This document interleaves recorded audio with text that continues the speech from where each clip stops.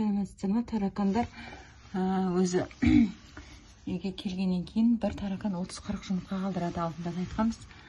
Таракандар негізі адамға қол жетпейтін жерде өмір сүреді.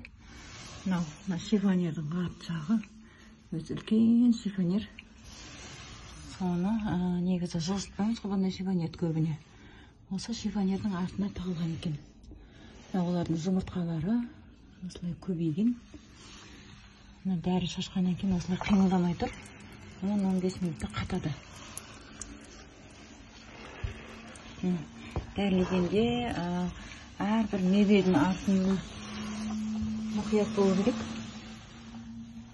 Шкафтардың жандарында үлкен біреусі кетіп жатыр. Шашып береміз.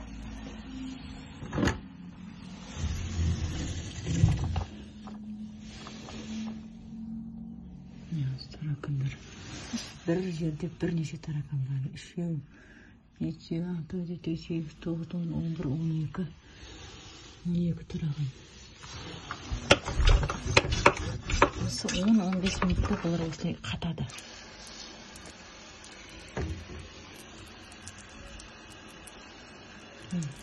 Өтірік талып қалады кейде. Егер дәрі әлсіз болса, бұлар ұйқыға кетеді өтірік. Сосын үйге ауа кірген кезде қайтадан тіріліп кетеді.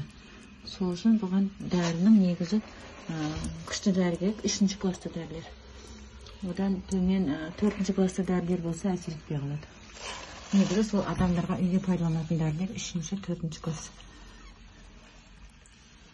Жан жаққа қашып жатқан түрі ғой. Мынада қазір арғы бетіне шығады. Таракандар. Осындай мынада шифонердің артында. Шифонердің арты.